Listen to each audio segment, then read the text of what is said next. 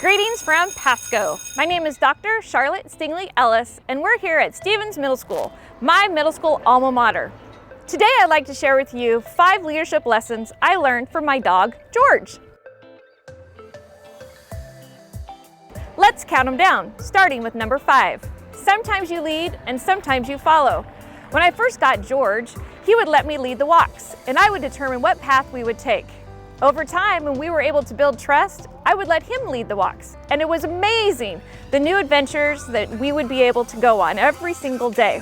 It's the same as a building leader. You walk into your new position and you have a vision and understanding of where you want to take your building. And over time, when you build trust with your staff, you develop a new path that creates amazing experiences for all of your students. Leadership lesson number 4. Sometimes you make a mess and sometimes someone else makes a mess. As a new leader, you're gonna make mistakes. And it's really important to know that you don't have to clean those mistakes up all by yourself. Your staff is willing and able to help you. Just like when maybe they make a mess, you step in and help them. The same was for George and I. Sometimes he would make a mess and I'd have to clean it up. But then there was that time that I spilt the milkshake in the kitchen. Man, he certainly had to come help me clean that up. Leadership lesson number 3. We all need coaching. When I first got George, he was a pound puppy. He didn't listen very well, he didn't respond very well, and most of all, he was cranky. So I thought that I had the skill set to help him, to fix him, to make him listen. Well, what I quickly learned is although I had been a principal and a school leader, I needed help. I needed a Georgie coach. I found that this was very similar to when I asked for support with mentors as a building leader. No matter what, there's always lessons for us to learn.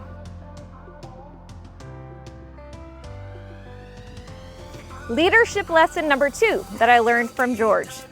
Enjoy the small moments. When George and I would take our walks, it was amazing what I would discover when we just stopped and looked around.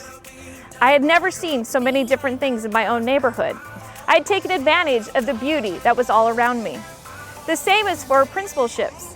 When we get wrapped up in emails, parents, phone calls, and paperwork, we have to find time to enjoy those small moments.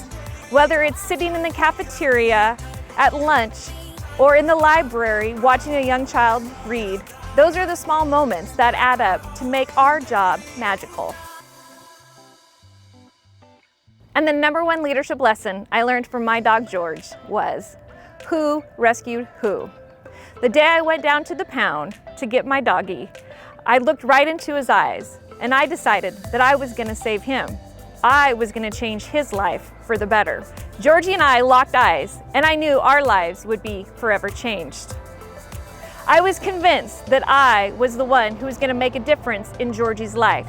But over the next weeks and months, it became very clear that Georgie rescued me. During this time period, when I was out on medical leave, Georgie gave me inspiration.